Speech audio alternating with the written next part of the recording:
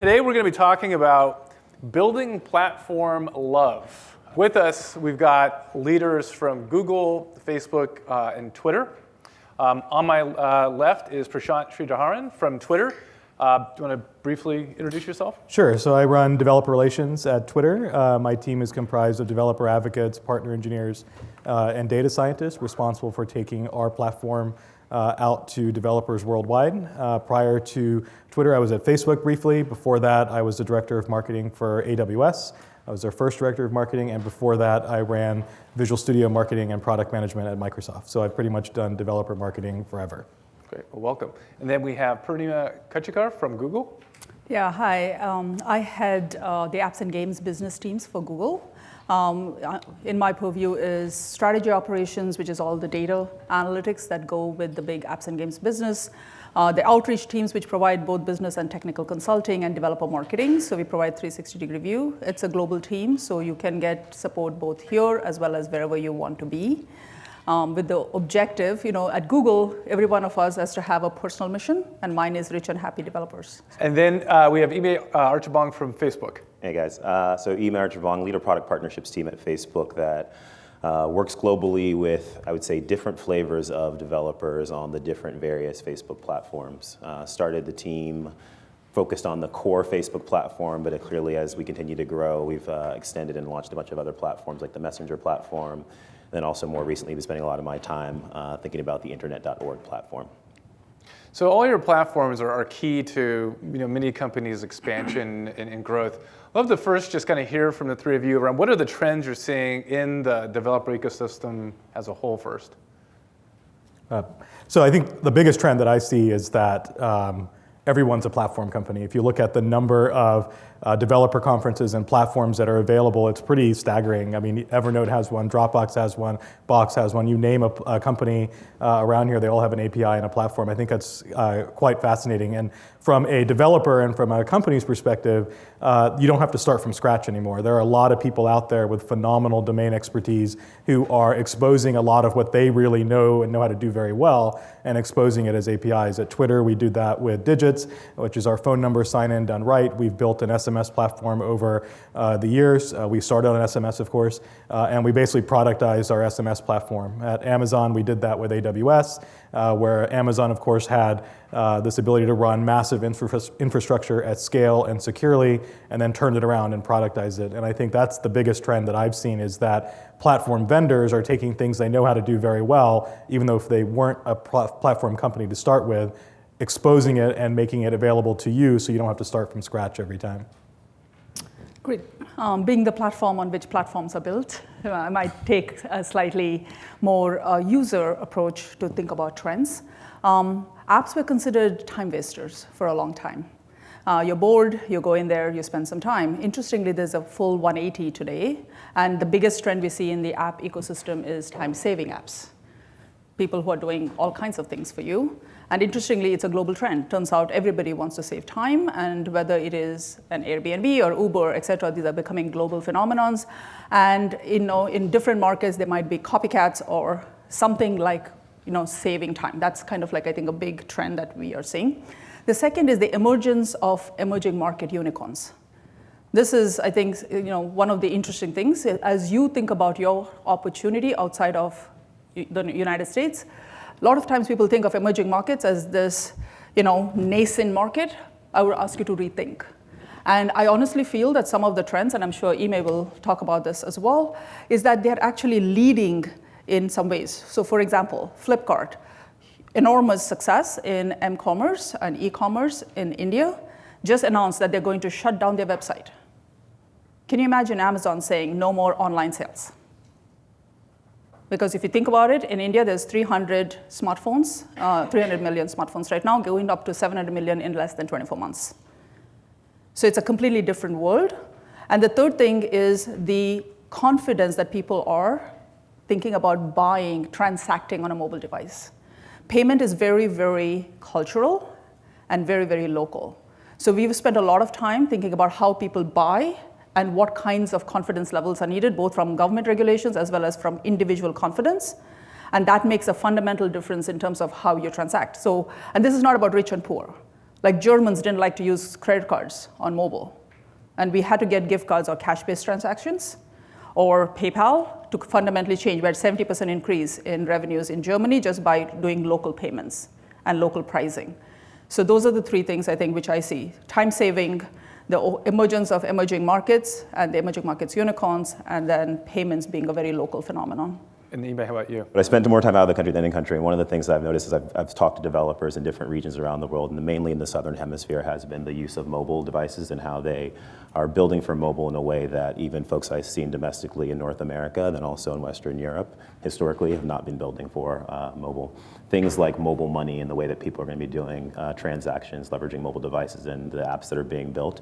I do think that the innovation is going to happen in the southern hemisphere and kind of the non-northern hemisphere areas before we actually make the disruptive plays here at home. The other thing I would say that I've seen from the developer ecosystem, and you talked about how everyone has a platform right now, which is very, very true, and even Facebook, we probably have 4 or 5 different platforms within kind of Facebook Inc., has been really honing in on what the value proposition is for developers. I think everyone and probably all of us have some form of our mantra, our narrative, which is, we can offer you something to build. We have tools and APIs or plugins to offer you to build kind of amazing applications or websites, to grow those amazing applications or websites, and then ultimately to turn into a business and to monetize.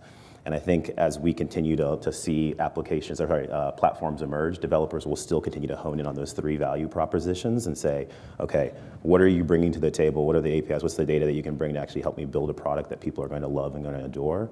Take them from 10 users to 10 million, if not a billion users, and then ultimately turn it into a business. So those value propositions are people really pushing platforms hard on. Can you offer me one of these 3 things? Can you deliver that? And actually along those lines, since we have so many early stage companies, maybe we'll start with you. What is the guidance that you can give an early stage company in regards to areas they should invest in or how to think about your platform to build upon? Because it's difficult to have staff to build on all platforms all at once. Of course. Right? Yeah. So there's a degree of sequencing that goes on.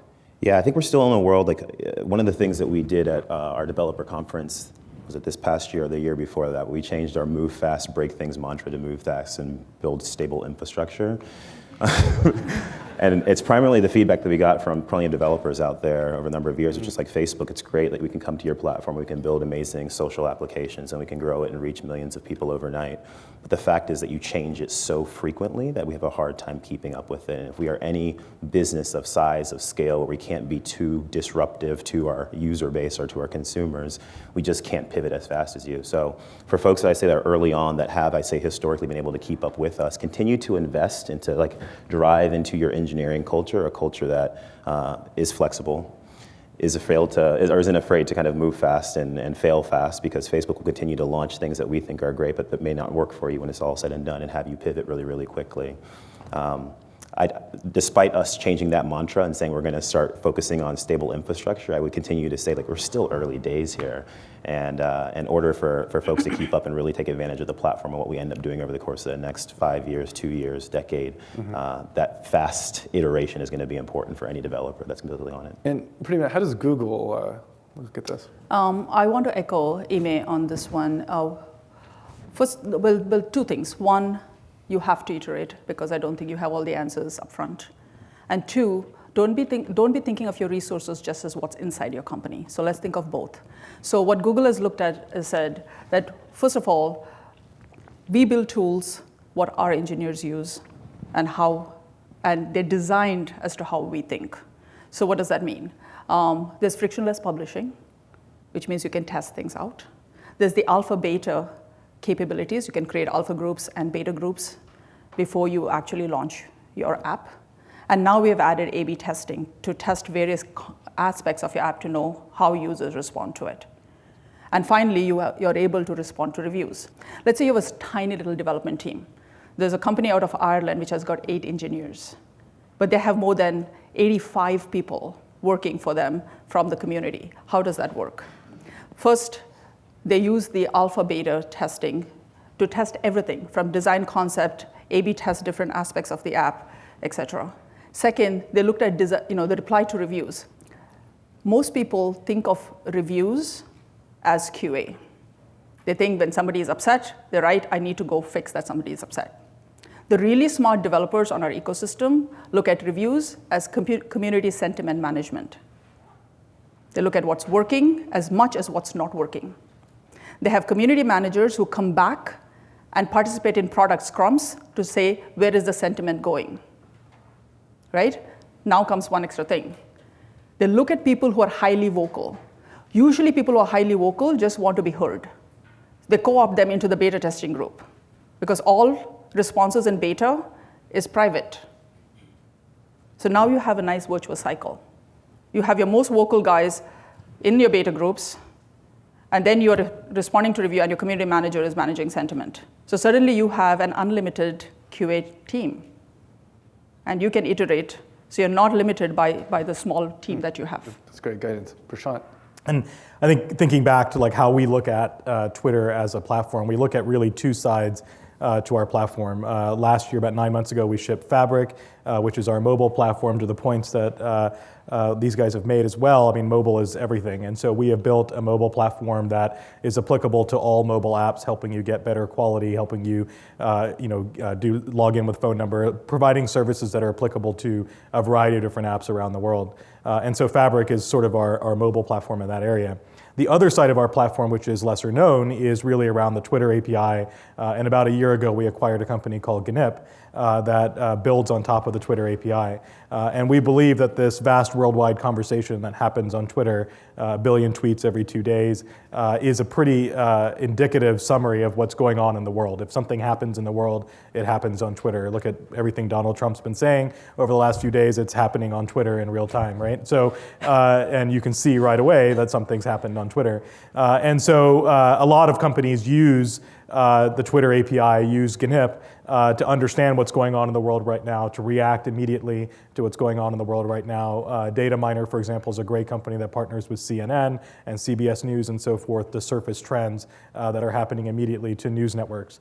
And so we look at our platform in two different ways. One is primarily mobile-centric to capture a lot of the needs that mobile developers have today. And then secondarily, looking at enterprise developers and businesses who need insight into what's going on in the world right now. And I think over the coming year, you'll see us doing things where those two platforms really come together, where mobile developers can take advantage of that data that's happening in real time, and then businesses and enterprises can take advantage of our insight into what's happening on mobile. And I think providing those kind of platforms is pretty critical for us long term.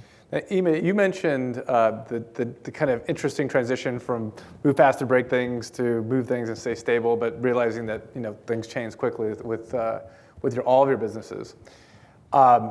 As a startup, though, if I'm building my foundation on one of your platforms or maybe all of yours, I need something that's stable.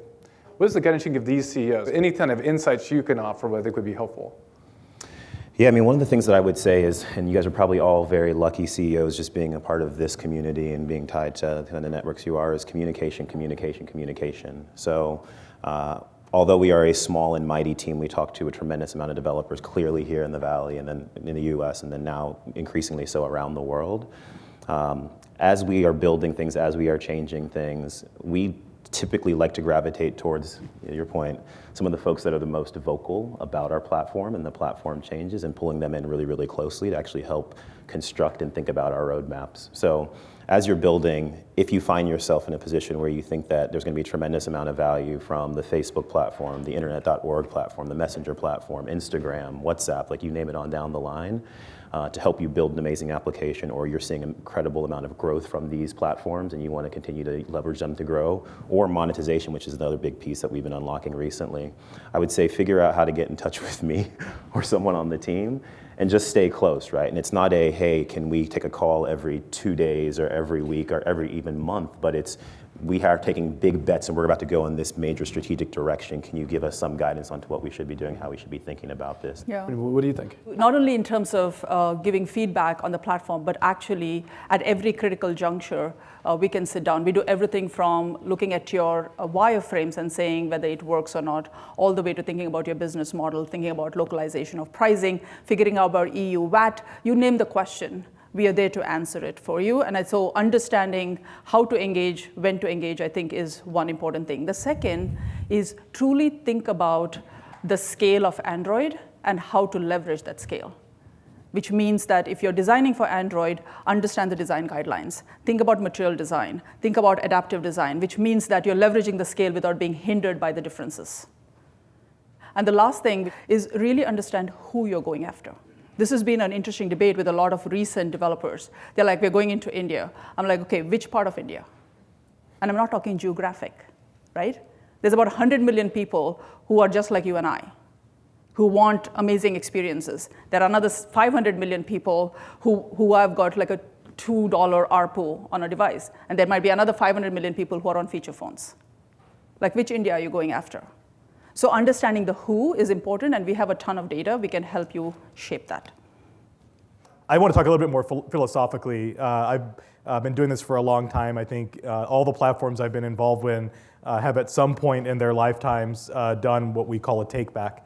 And it's like the worst thing as a platform vendor to endure, because for us as platform vendors, we have this vision, we have this idea, we want to ship a platform, we want the entire world building on it, and then because strategic imperatives change or the company changes or whatever, you eventually have to pull back. It's sort of the story of every platform I've been involved in, from Windows to Visual Basic to .NET to Facebook to Twitter.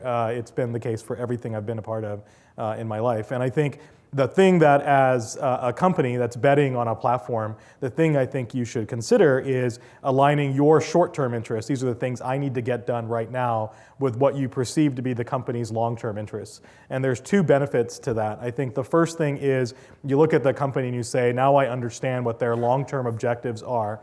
For us, for example, with our API, it's to build a serious B2B platform where Spreadfast and Sprout Social and all those guys have kind of built on top of our platform. For us, we are trying to build this B2B platform on top of our APIs. That's our long-term objective. And so for you as a company, what are my short-term objectives, and then how do I align with the vendor's long-term objectives? And that helps you, number one, kind of stay at least on safe ground for some period of time. But what it also does is, imagine folks like me at the vendor, and I see someone like you saying, I want to bet on your long-term vision. Well, what I'm going to do is rope you into our partner programs. I'm going to put you on stage at our events. I'm going to do everything I can to help you succeed.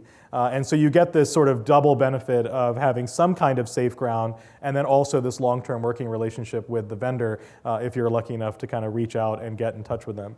And so this is something that I've seen consistently on every platform I've worked on, and I've seen companies that succeed on these platforms by aligning their short-term interests, this is what I need to get now, with the vendor's long-term goals. One of the things I was just realizing is that I recall speaking at the first Google I/O a couple of years ago, and it was developers, and Google I/O has kind of evolved, I think, to a great degree. Twitter was a platform for a while, then a lot of things were shut off. Now we got Fabric. F8 had one, didn't have one for a couple of years, and had it. What do you think, why are companies kind of, it feels like going back and forth on developers are important, we're not sure. Is it a function of being a public company, or like why do you think that's the case? I mean, I can kind of wax a little bit eloquently about this. I think if you look at well coached, right? So I mean, I've done developer marketing my entire life, and I know that developers are your multiplier effect. And developers, when you build a platform, developers see things that you can't. They have vision that you don't as a vendor, that's sort of kind of walled off and like, this is what my CEO says, this is what my VP says, this is what my GM says, this is like our goal. But when developers see your APIs, they see total greenfield. They see the world as it could be, and then they are empowered to go make the world what they want it to be, and that's pretty impressive. That's pretty awesome. So for us, for vendors who are looking for people to build on our platform, that's what we gain from it. What you also have to understand as a platform vendor, which we certainly do at Twitter, I know the leadership at Facebook does it, absolutely gets it, and of course Google and Apple and so on, they absolutely get it, is that when people are betting on you, they're also betting their life, their company, like a lot of their hopes and dreams on you. And so there has to be this two-way street of respect communication, transparency, and that's something that we're committed to doing at Twitter. And I can see from like Facebook what they did last year at F8, this year at F8, they're also committed to doing it. It's pretty good to see. So I think there's this maturity level that comes with being a platform vendor that is essential. And I think when there's a certain immaturity level and you also want to be a platform, it's kind of hard to kind of see follow through there. But I certainly see the multiplier effect of developers. That's why we're in it. Yeah, makes sense. Yeah. Well, I know that maybe I'm trying to answer the question that you asked, has I/O evolved? So this was kind of an interesting thing, right? On the one hand, like Prashant said, developers are increasingly more important. On the other hand, they're increasingly not at I/O. This is kind of an interesting dilemma, no? Because they're global. They're too many. They don't fit in Moscone. So we are going to them. So I/O has become almost like a showcase to show where Google is and what has happened. It's part consumer, part trade press, part big partners, et cetera. But I was just telling Ime, like the next 6 weeks I'll be on the road starting mid-August to actually meet the developers where they are, because we can't bring them all here. So if the tone has changed, a lot of it is about saying what has happened with the platform, make it inspirational, make people figure out. Like for example, we showed you Cardboard, we showed you what's happening about expeditions that kids could go and climb Mount Everest sitting in their classrooms, et cetera. Is to sort of, it's become much more of an inspirational thing. Yes, there is a very big developer component, but it's tiny compared to the size of the developer ecosystem that we have today. So it's a combination. I don't think I/O gives you a full developer picture at Google. Yeah, I mean, I'd underscore, and I don't want to repeat what they've said, but I think you would miss something if the developer ecosystem wasn't important to you. I mean, it took Facebook 3 years to launch the first platform, and it was definitely probably Mark and a couple of other folks saying, yeah, we knew the college audience, we knew the US, we knew the high school audience, maybe the workplace audience, but in order for us to go international, we've got to invite kind of creativity and innovation from around the world to be building on the same tools that we now have access to. And you've seen as we've continued to break out different products, how quickly a platform launches after we've launched that core product. So Messenger launches, breaks away from kind of the core Facebook Blue app. Less than 12 months later, voila, Messenger platform. Let's see kind of the creativity and the innovation being built on the Messenger ecosystem. Internet.org, right?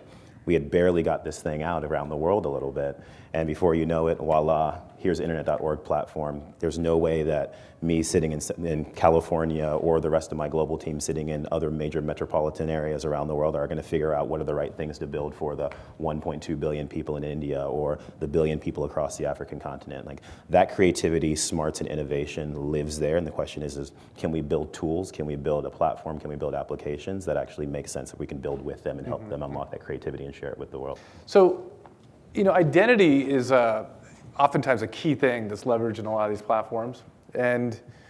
But if I'm an entrepreneur founder, I actually want to build my own kind of set of identities. How do you, the three of your platforms, look at identity as a strategic element, or is there a way where you can have a world where a startup can have his or her own identity, we'll say database, as well as yours?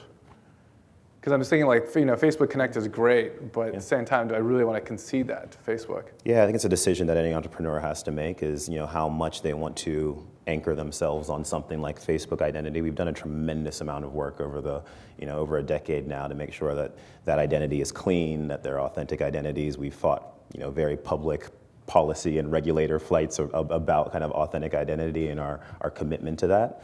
So, leveraging it and using it definitely continues to be, I think, a tremendous amount of value that the platform gives to developers and entrepreneurs. But I agree with you. Any entrepreneur needs to sit there and think about the long-term trade-offs from leveraging that, betting the farm on that, vis-a-vis going and trying to create it themselves. And it's hard to kind of opine without knowing the nuances of everyone's business, what makes the most sense. But I have definitely, even from my seat, have said and looked entrepreneurs and developers in the eyes and said, you don't want to use the platform like log in right now, because long term that is going to be important to what you're creating and your identity. And the same token, I've said just as many times, if not even more, like leverage Facebook login. It makes it a lot easier. There's a bunch of benefits that come hanging off of having kind of that canonical ID there with all the social context associated with it. That's just going to make your life easier for the next 12, 20 years, whatever it is. Yeah, I wholeheartedly agree with that. I think it's a case-by-case basis. We provide two different identity systems exactly for that reason. One's login with phone number, one is sign in with Twitter. It really depends on the app you're trying to build and what you're trying to accomplish with it. So Yeah. Go ahead. Likewise, and I think one thing to think about is your users need choice. We have found that when apps use more than one type of login, they actually get higher engagement, higher installs, because the user is voting on what they think is right. So sometimes we think from a platform perspective, but a lot of times we think from a user perspective. And how should startups think about partnership opportunities with your platforms? I mean, there's certainly we talked about the APIs, the consumption of those APIs, but what about on the partnership side? I'd love to hear from all three of you, like what is the best way, or what kind of counsel or advice can you provide to us? Yeah, I mean, we have a bunch of programs to try to scale. So it's like a small, mighty team that we have over on the partnership side of the house at Facebook. So we've done things like launch the FB Start program. I don't know how many of you guys are familiar with that or not familiar with that, but that is really our way to try to create an ecosystem of like-minded developers and entrepreneurs that are excited about the tools and the different things that Facebook is doing, keeping them kind of close to house, close to chest, providing them with tools and free services that total I don't even know what the package is these days, about $80,000. But then also just creates a space for them to get mentorship from Facebook employees, not just partnerships people, but also product managers and engineers. And then also, similar to what you guys are probably doing right now today, is put them in the same room together so they know each other, they can share and swap stories and learn from each other. So that's like a scaled way that we've tried to create a program. There's thousands of developers and entrepreneurs now around the world that are in our FB Start program. Beyond that, I think it actually is a really good pool that we start to pull from and say, hey, so-and-so has leaned into the platform in a very significant way. They are pushing the boundaries of our platform in ways that we'd even know existed. It might be good to pull them close to chest, work with them really, really closely, and figure out what the future of this platform is and how we can actually transform and add value to their business that they're trying to create.